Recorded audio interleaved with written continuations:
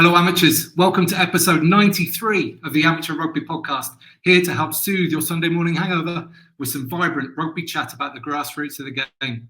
I'm your host Tim, and we're going to get straight in and meet our guest. I met this man during the Great Rugby Run up in Scotland last year. He was an exceptional young player, and now he's a fantastic young coach. He's an absolute bundle of energy and has one of the finest can-do attitudes I've ever come across. So please welcome Mr. Grant Neilson. Grant, how are you doing, sir? Yeah, very well, Tim. Yourself? Very well. Welcome to the podcast. Now, as I mentioned, we met up there at Strathaven Rugby Club. I'd like to start just talking about the clubhouse itself because it was out of order when I was there. So what's the latest? Yeah, so during lockdown, there'd been a lot of water damage.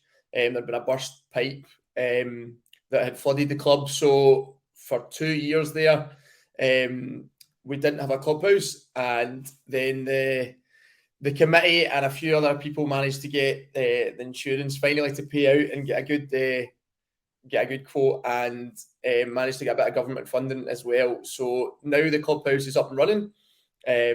Yeah, fantastic to have a clubhouse back. Yeah, that must have been horrible for 2 years. What's that? Sorry. It must have been horrible for 2 years, not in a clubhouse. What did you put in place? Yeah, it was difficult. So I had to organise, obviously, somewhere for us and the opposing teams to go get changed before the match, and then find transport up to the pitches, and then again after the game, transport back down to the community centre in Strathaven where the boys could get a shower, and then had to organise the bowling club for us to go after the boys were showered to go and get some grub and a few beers and stuff. So yeah, a bit of a headache for a couple of seasons, but it has been it's been worth the wait. Yeah, now I've witnessed your organisational ability, so I'm sure you were like a duck in water there, no problem at all. Tell me, what was the first night back in the clubhouse like? Yeah, pretty loose night. I wish I could remember more of it, if I'm being honest. So we had managed to change a few of our managed to change a couple of our home fixtures at the start of the season to away fixtures, so that our first home fixture, the new clubhouse, was ready. And we had all the sponsors there, all invited all the members of the club, all the youth sections and stuff, and made a real day of it. It was a fantastic day, fantastic night for the club. And it just reminded us what we've been missing. Like, you know yourself, the clubhouse is such a massive bit of the club, just for socialising wise. So yeah, fantastic. Absolutely loving having it back. Amazing. And tell me, did you build it the same as it was before, or did you make some kind of improvements? So, like, the exterior of the clubhouse was still whole and hearty. It was just the internal walls and flooring and stuff that had been ruined by the water. So the chap that kind of led the new renovation, if you will, Colin Delgarno, he was incredible, but we couldn't really build anything out with the existing building, so we had to just maximise the space we had. In an ideal world, we would have maybe made a big bit of an extension and things, but what he's managed to do with the internals is brilliant. It's gave us showers in every changing room and slightly bigger function hall and stuff for being able to rent out and for the boys' socials and stuff. So yeah, the bar's still looking great, which is the main thing. Yeah, you did right there. Now, I was fortunate enough, thanks to the organisation, to go and have a few pints with some of your lads when I was up there. So they must have been causing some havoc. So they on that first night? Yeah, it was a bit of a rammy. I mean, we were well warned, new clubhouse on our best behaviour, but you always know the rugby lads, it doesn't always end up like that. But no, they're a great crowd of boys, and they absolutely love. Obviously, take the rugby side very serious, but yeah, they absolutely live for a social. Yeah, good stuff. That's a good balance to have. Now let's go back to your early days, Grant. How did you get involved in the game in the first place? So I actually grew up playing football. I was a goalkeeper right up until I didn't start playing rugby until I was 17. My older brother Glenn, who plays at the club, who you had a few beers with when you were up, he always played rugby, and he always used to knock lumps at me in the garden when I played against him. So I did really enjoy rugby, and I loved the sport. And then when I got to high school, I started playing a little bit then, and then it kind of progressed. But it got to the point, I was actually playing like semi-professional football. I was playing with Hibernian, and then it got to the point I couldn't keep doing both sports, and I went down the rugby route. I'd fell in love with the game by this point. So that's how I started off. Well, that's amazing. We have got a lot in common there, Grant. I also used to love football, playing goal. I never got to semi-professional standard, but I did okay. Similar, I got to a point where I couldn't do both, so I had to choose. Yeah. And it was basically, rugby was just so much more fun, especially off the pitch. Yeah, something about these crazy goalkeepers must enjoy the physical side. Yeah, for sure. So what were your first kind of games? What club did you go to, and what position were you, and all that kind of stuff? So to start with, it was just as soon as I progressed on to high school, I started playing with the school, and I think actually I played in the front row. I was a wee bit tubbier back then, so I was a hooker. But having a footballing background, I had a decent enough boot on me as well. So first few years I played hooker, and then actually as I when I was 17, 18, I played a wee bit of fly half, and then found my calling in the back row, and that's where I finished my playing career. 6, 7 or 8. I wasn't bothered where I was, as long as I was making tackles and getting involved in those rucks. I was pretty happy. Well, that's a phenomenal progression in a couple of years to go from hooker to fly half and then into the back row. I was just never good enough in those positions, so they just kept moving me about. No, I mean, I think I do owe it to my big brother Glenn. Like, when we used to play out in the garden, like Glenn, you've seen him, he's a big lump of a lad, and he was always bigger. He was always a big lad growing up as well. So knocking lumps out of me, I honestly think that made me enjoy the physical side of it. So I enjoyed the fly half role, because getting to kind of dictate the game and almost being the kind of quarterback player. But as soon as I got the number 7 shirt on my back, like, that was it. Brilliant. Tackle. That was what I kind of lived for. So back row was definitely for me. Yeah. So how much older is Glenn than you? So Glenn's 2 years older than me. Yeah. So Glenn's 2 years older. So he was I always remember growing up watching Glenn and going to my football was always on a Sunday, so we'd go and watch Glenn on a Saturday, and I loved the game. Like, I thought it was amazing how one person, like on a football pitch, I always thought it was different. Not unless you're Messi or Ronaldo, not one person can really impact a game. Whereas on a rugby pitch, one bit of physicality or one bit of aggression or skill can really impact a full game, and just it's amazing how that little spark that one player can give you can rub off on the other 14 guys around about you, and completely change a game. And that for me was just, I thought it was incredible. So that was I think that's where the love kind of came from. Like. And 2 years is a really nice margin there, where he can sort of like beat lumps out of you, but not so much that you won't come back for more, kind of thing. Oh, I can kick his arse now. Like, he better not listen to this, actually, or he'll be running straight at me in the farm. That's a good point, actually. You guys are farmers up there, aren't you? What do you do on the farm? So it's a dairy farm just outside of Glasgow. Grew up there. Still work there to this day. Like, it was a fantastic childhood, like being out in the outdoors, out in the country, working with animals, and again having access to as many rugby pitches as you want out in the fields was amazing. Just used to take the ball out, and that was you for hours, like until mum shouted you in for dinner. So no, I absolutely loved growing up in the farm. And I've got another older brother, Ross. So the three of us used to run about and cause a bit of havoc, which was fantastic. But getting lumps knocked out by my two older brothers definitely toughened me up for the game, I would say. Was there any wrestling of the cattle and stuff like that as well going on? I mean, you don't stand much chance against a kind of 700-800 kilo cow, but I mean, Glenn and Ross were big enough. They were. If I managed to turn one of them over, I was doing all right. Never mind the cows.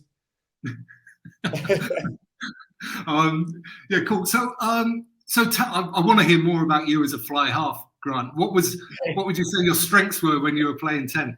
Oh, I don't know. I don't know if there was any.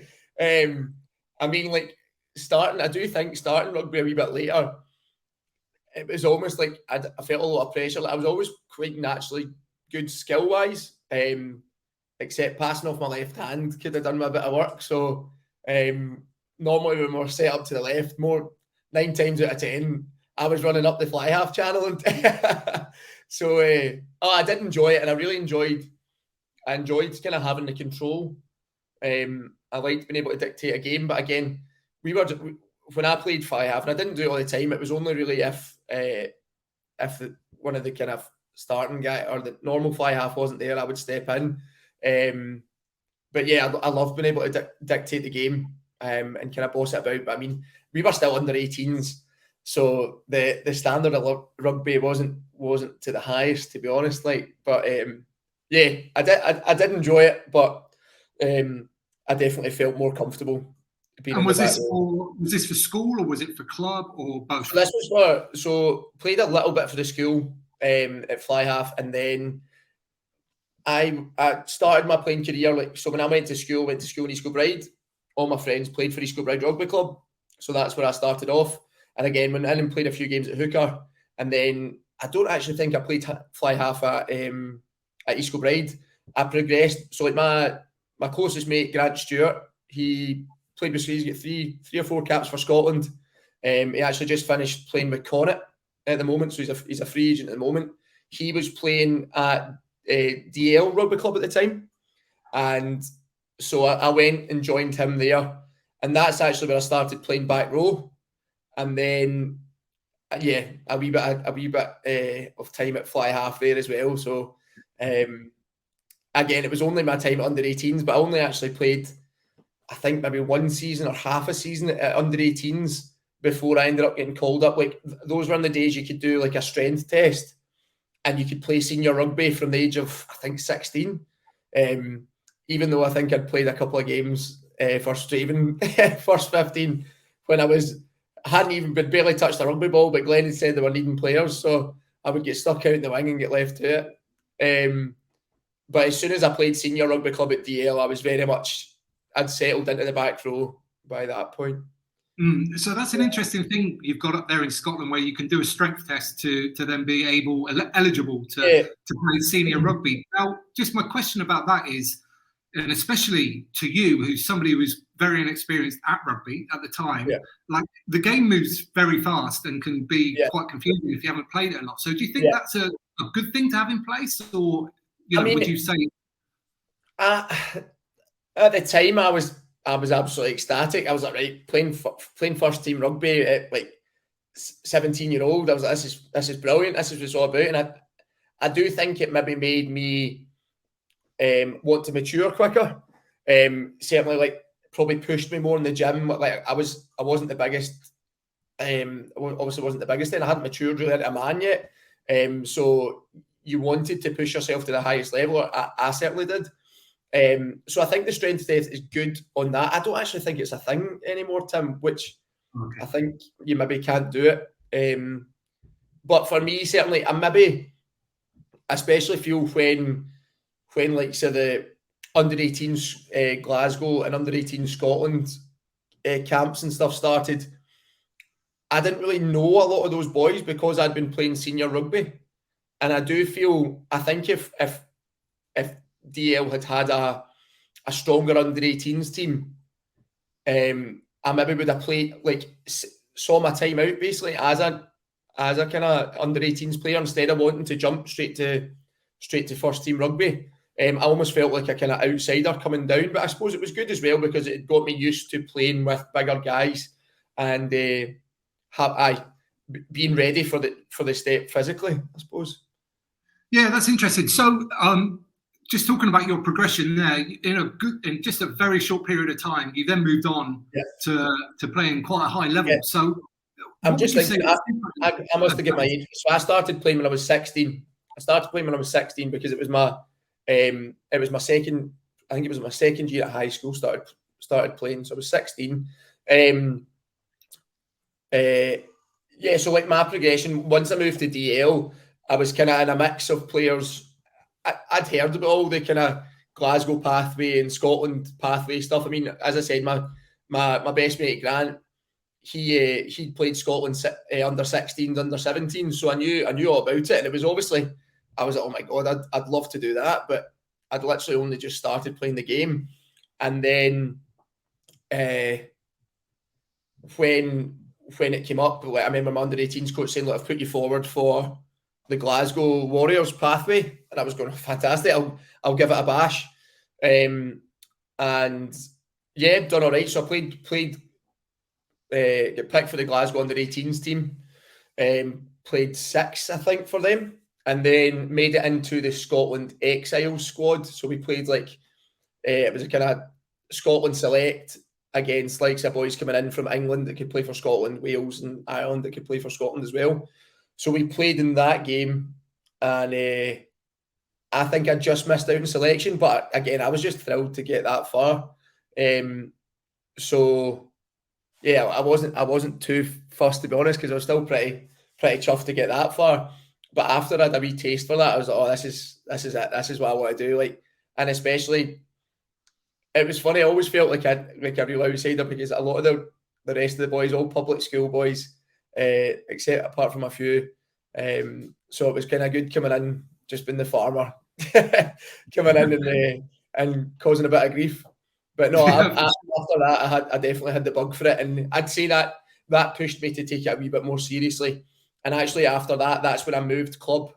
I moved club as well, just to kind of push my progression even further. So, taking it seriously, what did that mean to you at the time? What kind of things did you do to try and get to the next level? So I definitely pushed myself further in the gym. It's funny now. Like now, I've got my level 3 personal training qualification, and just thinking about me in the gym was ridiculous, like just doing beach muscles constantly. So I wish I could go back and give myself a kick up the arse and maybe actually make my time in the gym worthwhile. But you know what it's like growing up, you want to have a big chest, abs, but looking back, I could definitely have done some more rugby specific training, but definitely pushed me on in the gym. Yeah, I decided after a season with DL, first 15, I decided it was time for me to move clubs and kind of take it a bit more seriously. So I did a few offers from different clubs, because as soon as, you'll know yourself, it'll be the same down south, as soon as you go through the likes of pathway, and as I said, I just missed out on Scotland under 18, so there was obviously a few more clubs starting to hear my name, and I shown a bit of interest, so I actually moved again, followed Grant. So again, Grant Stewart had went to Glasgow Hawks about 6 months prior, and spoke to the Glasgow Hawks coach, and they were playing Prem Rugby at the time.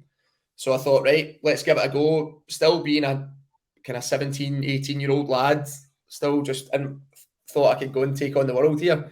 So went to Glasgow Hawks. I was only there for maybe 4 months. I think I played once with the final game of the season. I played with the first 15, and then everything else I'd played second 15 up till then.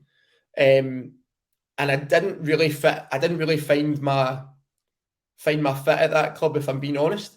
I don't get me wrong, I had some great friends there, loved it, but I just didn't feel really comfortable, and I didn't settle in those few months. And I know I'd moved at the kind of, when the DL season finished, I moved then, so maybe it wasn't the right time to move, but it was a chance to go and play some more rugby in that season. So I thought, let's do it.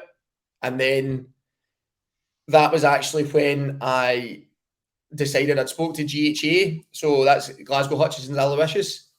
Another Glasgow club they play, and at that time they were playing in National 1, which was a league below Hawks, but they were still a great club. and a really well-known club. So that I decided to go there for the start of the next season. But that got off to a slow start because that's when I get my first brain surgery. So really? That was when I thought my career had come to a halt. So actually, I think I only done, so obviously finished the season at Hawks, had the summer off, went into GHA thinking, right, this is first year under 20s. Obviously, I've been playing senior rugby, but first year of under 20 selection for Scotland in Glasgow Warriors. So I was like, right, I'm really going to give this a go.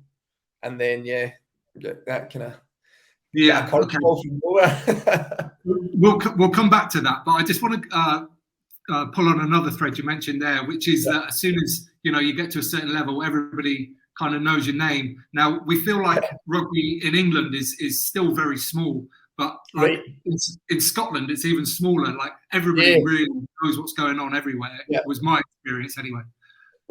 No, definitely. I mean, and there was only at the time, this was before now Scotland's developed into a semi-pro league, so there's Super 6. So this was before that had happened. So Premiership rugby was the highest rugby you could play in Scotland. And don't get me wrong, a lot of the guys in that league were semi-pro.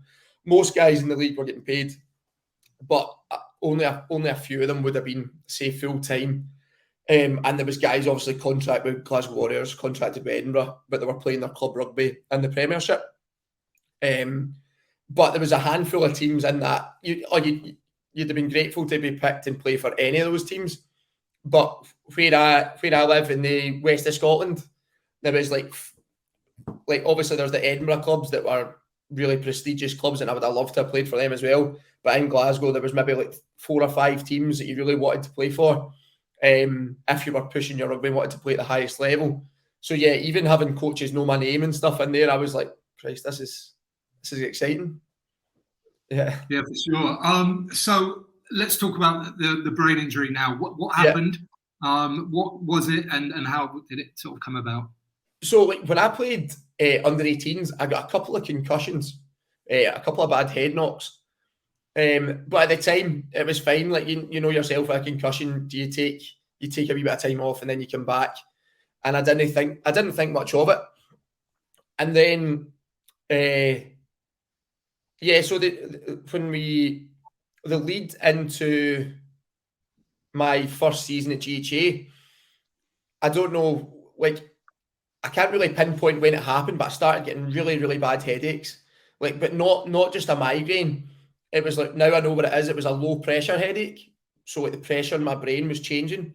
And it was horrendous, like to the point where like I had to lie down flat. And I know that sounds ridiculous, but when you lie down flat, the surgeons told me that the pressure kind of comes off your head a little bit or out of your brain a little bit. I don't know, that could be absolutely nonsense, but I felt a lot better when I lay down. But yeah, this went on for weeks and back and forward to the GP. They gave me different painkillers, different things like that. But I knew something wasn't right, especially on the pitch. Like I would be playing or we'd be training, and after like a minute of exerting myself, I could pass out. It was something really, really not right. But again, you know, when you're young, you don't really, you're adamant there's nothing wrong with you. So I was just like putting a brave face on, everything's fine. And then I remember working on the farm. So it was like 4 o'clock in the morning, was feeding the cows. And I remember jumping out the tractor and just falling into a pile at the bottom of the steps of the tractor. And then I don't know how long I'd been out or whether I'd been unconscious at all. But I remember going, no, something's not right here. And I remember going and speaking to my dad and saying, look, I'm going to go to A&E. I really think something isn't right. And by this point, I must have seen the GP, honestly, 10 times, and they just kept giving me different stuff. And they kept saying, look, if you think this is bad enough, go to A&E. So it got to a point where I just couldn't handle the pain. It got to a point where it was just most excruciating headaches. So I went down to A&E. I got I got a scan in my brain, and they found a cyst which had been filling up, so like a pocket of brain fluid hydrocephalus, which had started to fill up, and that was what was giving me the headaches. It was putting pressure on different parts of my brain. So literally the day later, I was ran from my local hospital in an ambulance to Glasgow Southern General, where the neurology unit is. And I remember sitting in the consultant's room or the surgeon's room, and they were just saying, look, we need to operate today or tomorrow. This is really, really bad. And they basically were saying, look, what they're going to do, we're going to put I think it's a CP shunt in, and that's going to drain the hydrocephalus from your brain down into your abdomen. We're going to put a camera in the top of your skull and run it back. We're going to cut in here. And I was just sitting there as this 18-year-old boy going, holy shit. And like, to be honest, at the time, my only question was, when will I be able to play rugby again? And I know it's ridiculous thinking about it, but my mum and dad still laugh about it. They're like, of all the things going through your head, why were you worried about the rugby? So I remember asking, like, when will I be able to play rugby again? And Dr. Taylor, who I owe everything to, just turned and said, Grant, you'll never play rugby again. And it was honestly, I remember thinking I was going to pass out. I remember just, like, sweat was dripping off my head. Like, and my mum said, are you going to pass out? And I thought, I think so. And 2 nurses came and got me and took me to the toilet. And I was sick and brought me back through, sat me down. So like, it wasn't even the surgery I was worried about. It was like, is this like never playing rugby again? Like that was like a bullet to the heart. Like, because I was like, right, I'm going to give this a go. Played Glasgow Warriors 18s. This is going to be my year. And then got that news. So yeah, I was probably quite selfish in how I took it, to be honest, because I wasn't worried about how my family were dealing with it. I was just worrying about not being able to run out in a rugby pitch again. But to be fair, I didn't get much time to dwell on it, because about 12 hours later they were digging into the back of my head. Yeah, that's very true. Now, in the run up to that, when you were having problems but it wasn't fully diagnosed, were you talking to people at the club and family and stuff? Yeah. So like my coach at GHA at the time was Craig Sorby, who was a fantastic coach. He knew something straight away wasn't right, because I'm normally one of the loudest on the pitch. Like I love keeping everybody going and try to lead the game.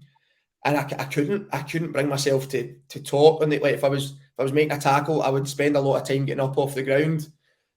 Even just that change of like going from vertical to being on my back or being on my front, having made a tackle, or going down to try and jackal ball or clear out a ruck. It was like the change of pressure. I was getting up and going, oh my God, something's not right. So Craig was somebody I kept in contact to. And still one of the hardest things, like before I went in for my surgery, I had to message him and say, look, I'm never going to play again. And I remember typing it out, because I couldn't bring myself to phone him.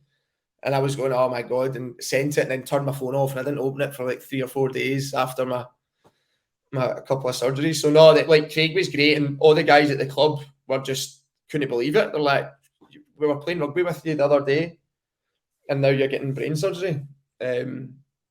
But like, could have been a lot worse.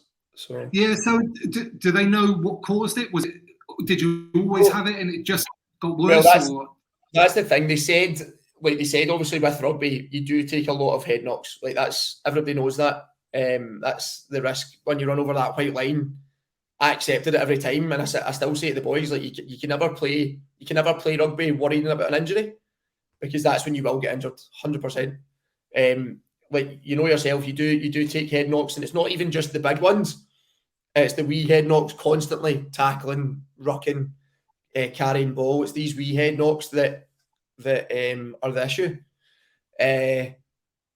So they basically said to me, which I'm really glad they did, and it was a wee bit of comfort. They basically said, this might not have been your rugby, might not have anything to do with it. You might have been born with a cyst that just gradually over time has filled, and now it's got to the point where it's got too large and you need to do something about it. So yeah, it was quite nice them saying this might not have been caused by your rugby career, because by this point I was feeling really guilty, like having to put my mum and dad and like Jacqueline through me having to get brain surgery, because God, if it was one of them, I can't imagine how I would feel. So I was quite glad that I didn't feel like I'd done this to myself, if you know what I mean.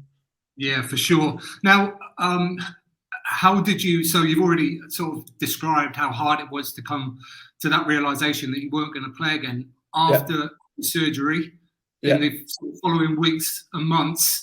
How did you deal with it? I didn't get as far as weeks and months. So after my first surgery, the surgery took about 6 hours. After I came to in the ward, I was in my own wee room, I bounced up and I was sitting up chatting to the doctors and chatting to the nurses like I am to you now, and they're going, oh, something's not right here. Like, you should be absolutely floored, because that shunt should be draining hydrocephalus out, which should be changing the pressure of your brain. Like, you should be lying like absolutely done in. So, and I was going, this is easy, man. This is fine. I can handle this. And at the time, like, this will sound a bit mad. No, sorry, that was my second surgery. So anyway, they basically put me in for another scan. They put me in for another scan about 12 hours later, and by that point, the cyst should have shrunk a lot if the shunt had worked. Cyst was the exact same size. So Dr. Taylor's back in, mum and dad at the bed, and they're like, look, we're going to need to go in again. This hasn't worked. We're going to need to put a bigger shunt in. So I'm going, brilliant. Here we go. So, 12 hours later, back in, I got my second surgery. And this time I was floored to the point where, like, could barely lift my head off the pillow. So I was absolutely floored. I was in hospital for a while. And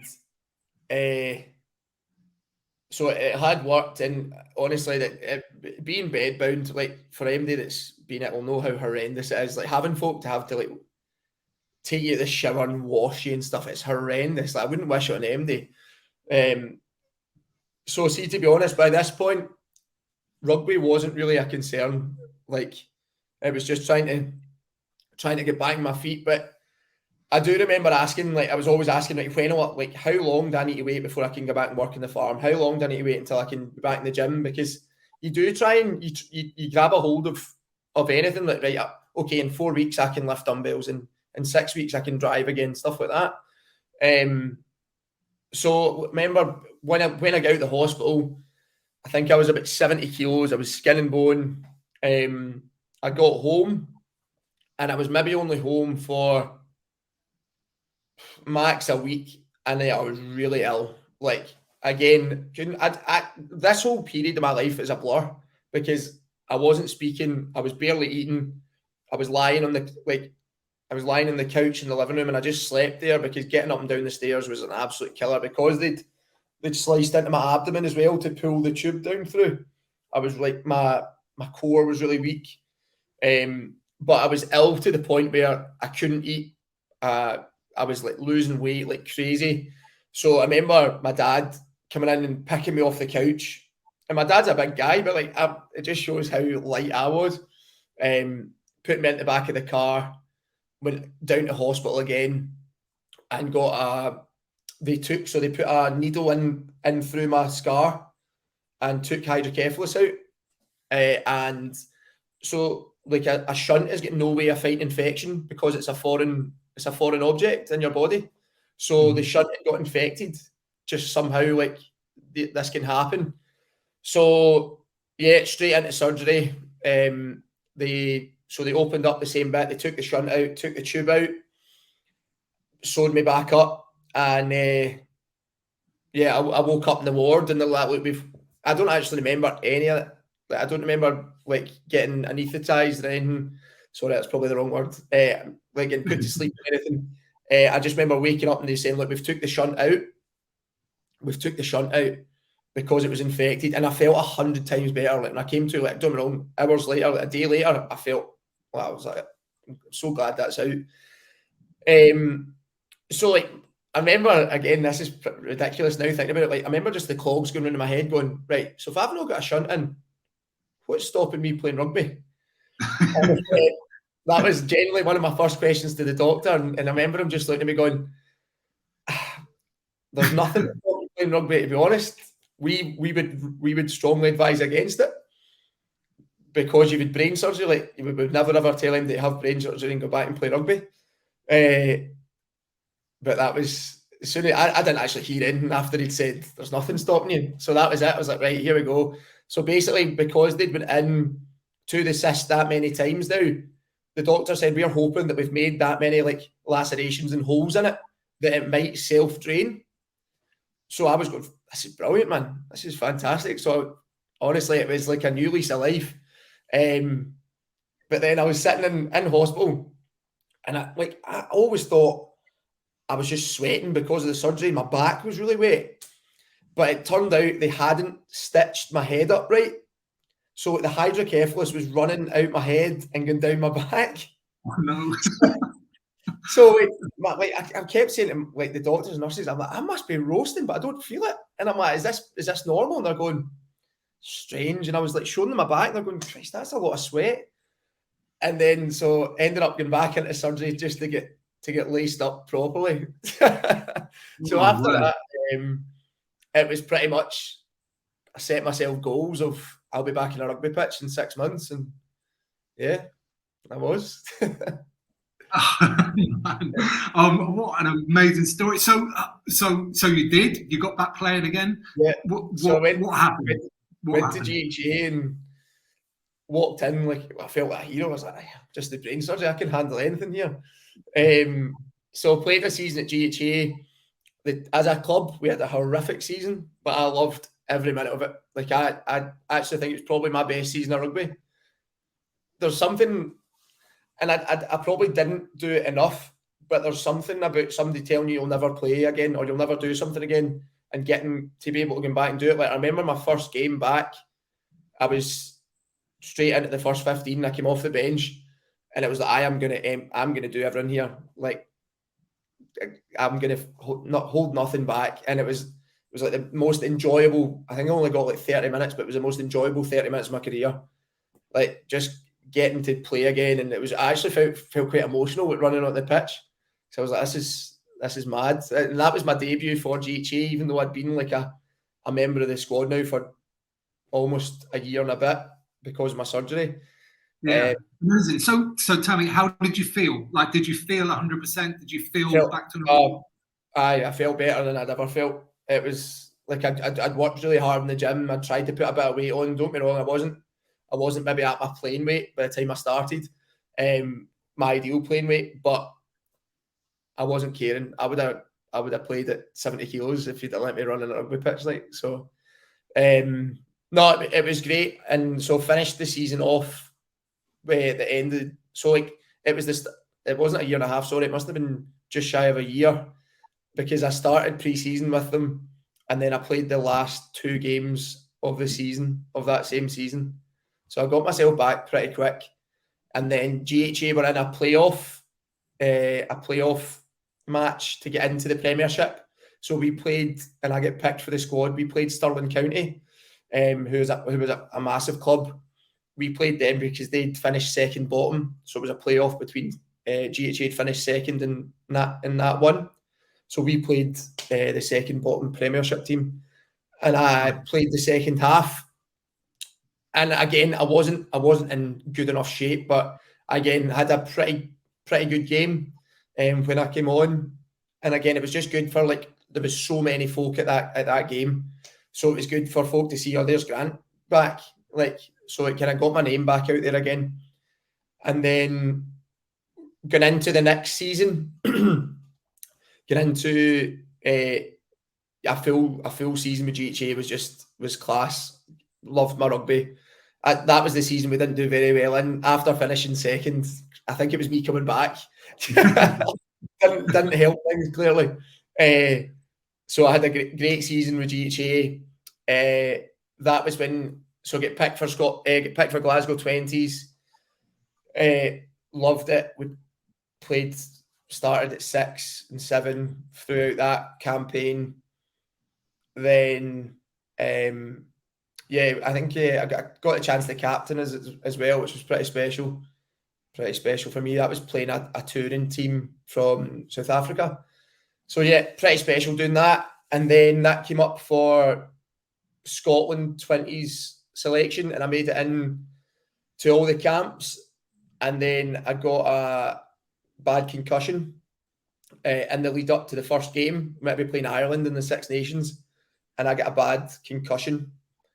So I was ruled out of the campaign, which was a bit gutting about. So didn't get to play. And then,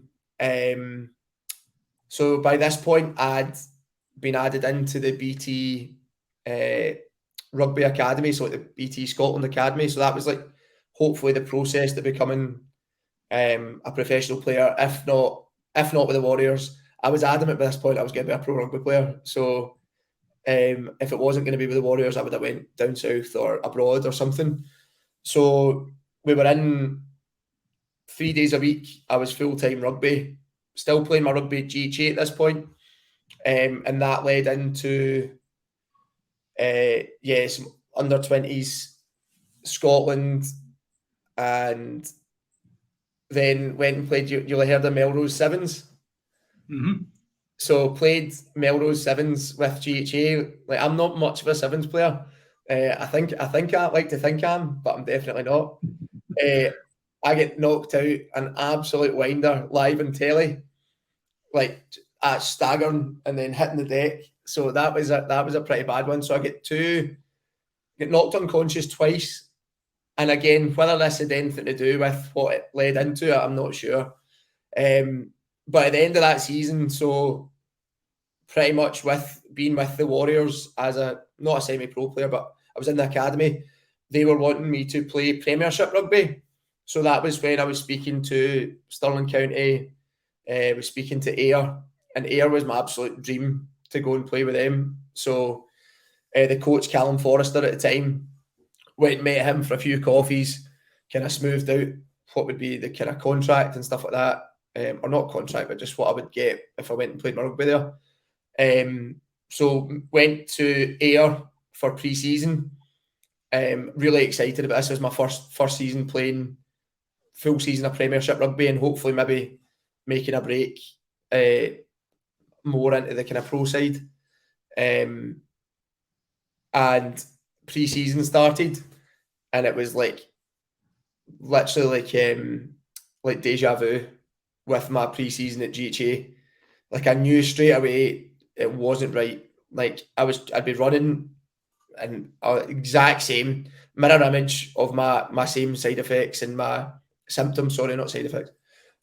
So yeah, I was speaking to the club doc and stuff, and basically they knew all about my history, and they were saying, "Oh, well, it could maybe be this and could maybe be that." But do you know, that way in the back of my head, I knew exactly what it was.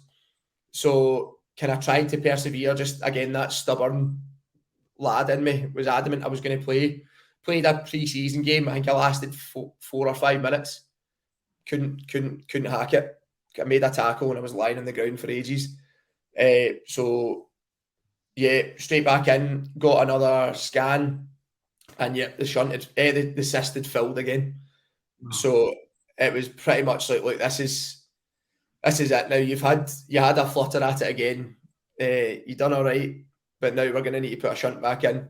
So yeah, got a shunt put back in, and that was the last time I played rugby.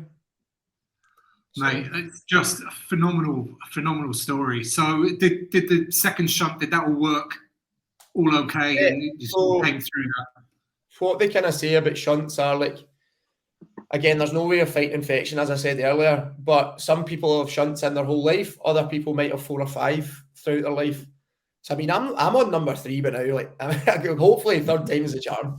I'm not that keen on them having a rummage back in there. So, no, I mean, yeah, hopefully this is it running through. And I mean, I actually think it does become a wee bit more daunting. Now I'm getting a bit older. I'd love to have kids one day and stuff. So I would hate to ever.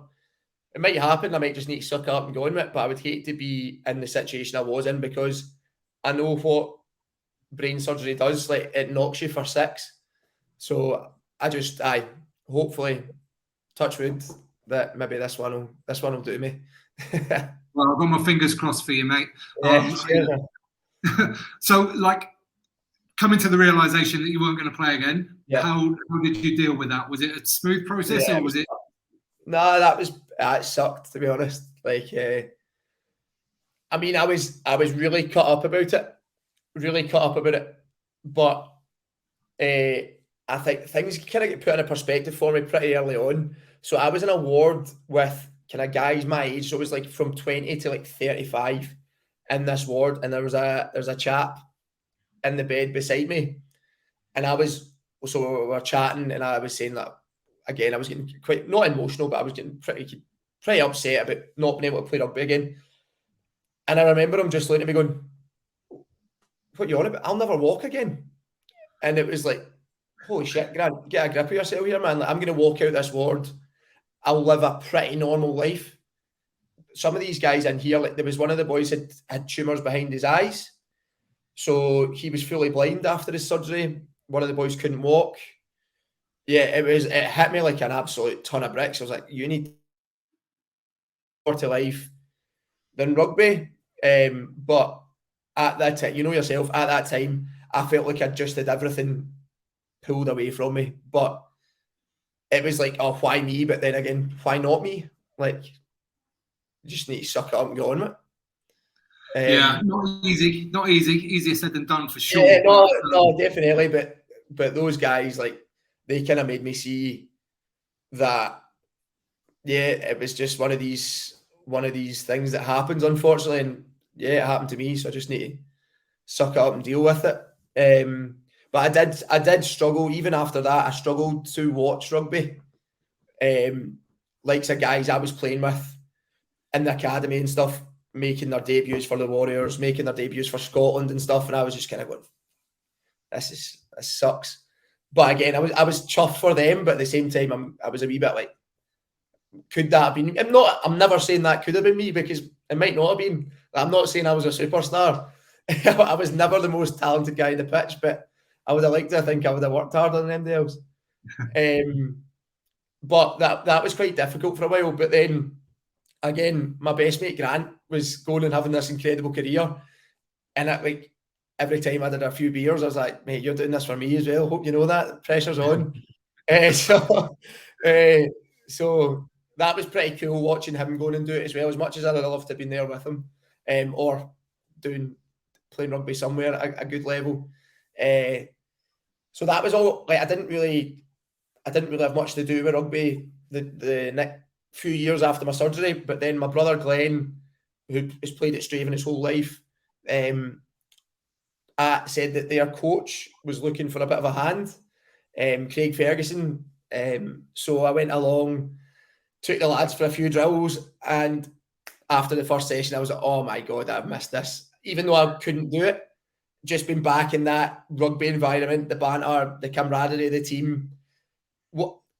It's difficult watching lads not lumps at each other, not being able to join in. But it was just, I'd missed the hole that rugby had left.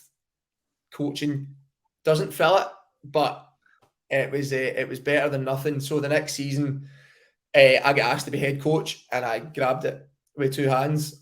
And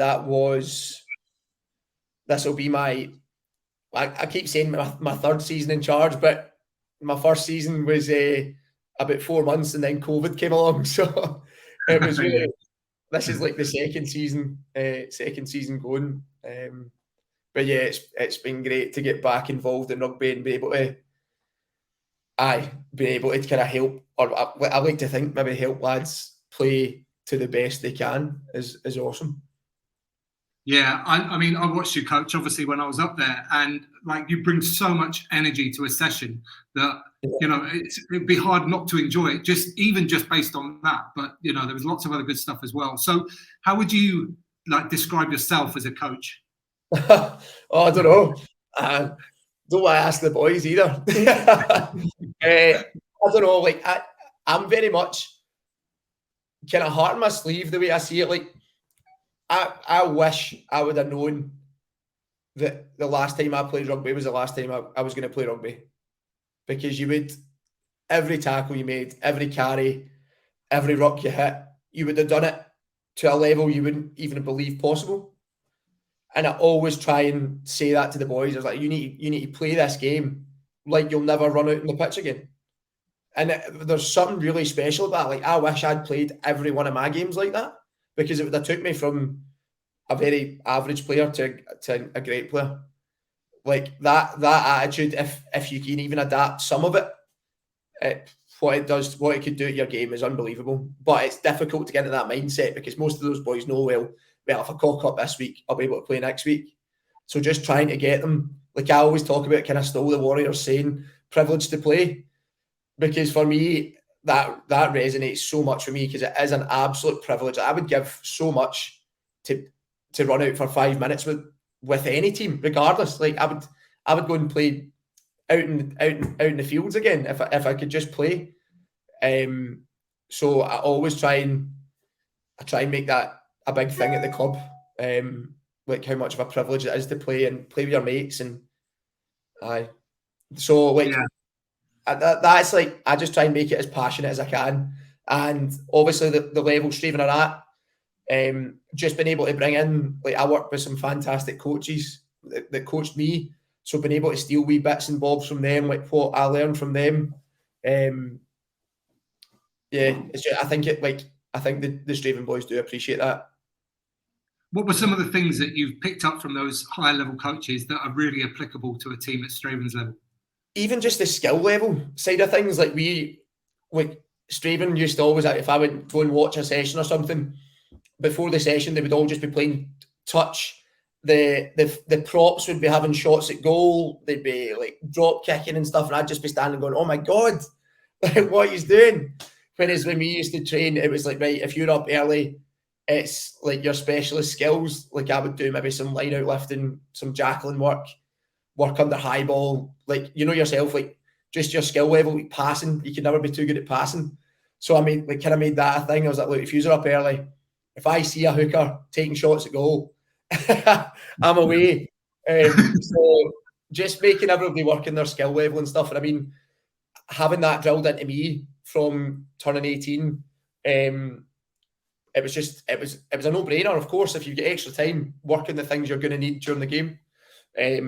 And then just discipline, just the way we are at training. Like you're not there to, like, yes, it's going to be fun, but you're there to graft.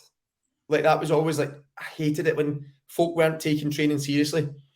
Like I maybe was a wee bit of a training hero, but I don't get why you wouldn't be. Like I don't understand, like, how are you meant to improve if you're not going to play at the same level you train at? Yeah, I agree. Now I also witnessed quite a lot of ownership and leadership from the players themselves. Was that something that you tried to instill in them, or was that something a lot of those guys have that in them. I maybe just kind of made them do it. Like I always say, even the junior guys coming through, everybody's got a voice. Everybody's got a voice, and it makes, you know yourself from playing rugby, if there's two leaders on the pitch, yes, it's great, but if everybody's talking, don't get me wrong, not trying to call the shots, but even just setting up basic structure, coming in as the lead carrier, just saying, yeah, I'm in, I'm lead, I'm carrying. Just if everybody knows, everyone's singing for the same hymn sheet and willing to open their mouth, it makes the game run so much smoother. So always just try and encourage the boys, like, always be talking. I'll never tell you, unless you're talking utter drivel or it's not positive, I will never tell you to shut up. Yeah, good.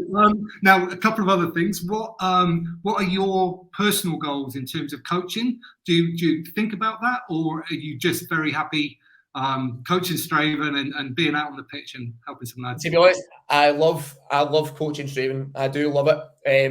I've not got long-term goals in place. I never really think about it like that. My goal this season is to try and take Strathaven's first and second team to the highest possible finish of the league. That's my only goal. To be fair, my biggest goal is for the boys to go away and say, like, I've loved playing rugby there.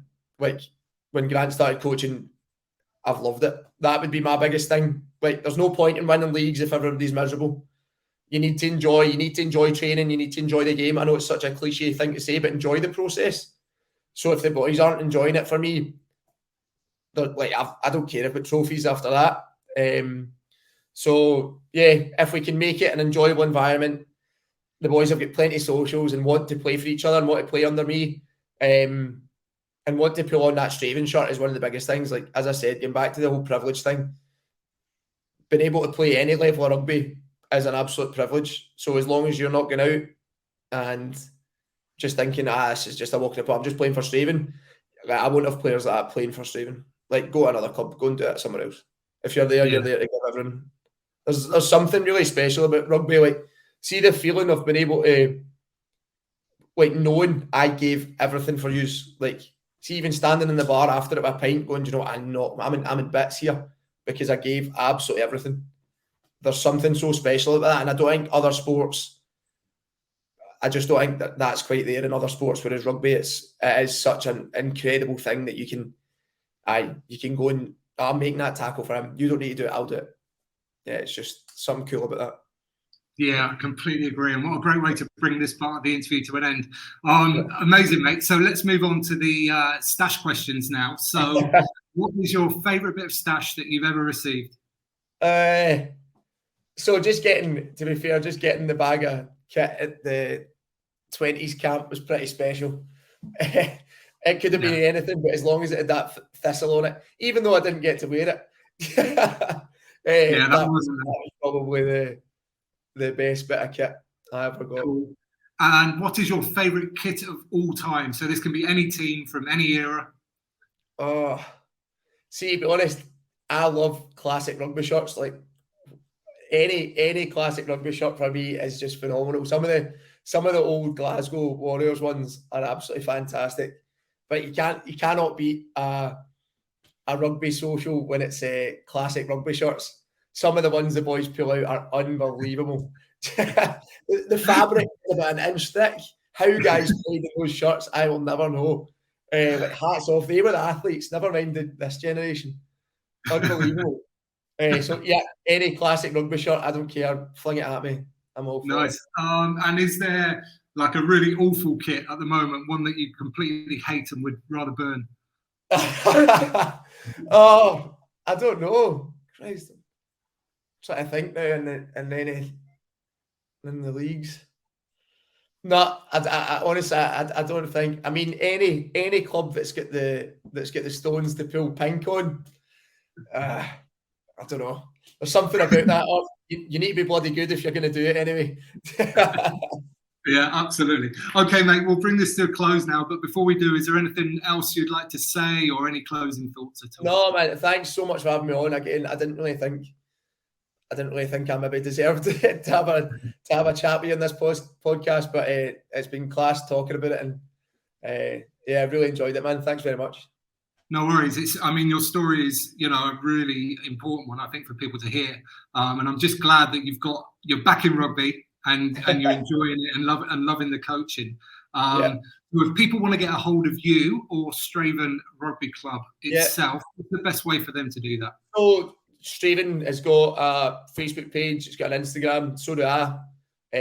I've got my coaching Instagram, and I'm on Facebook. So I don't. If anybody ever wants to hit me up, feel free, man.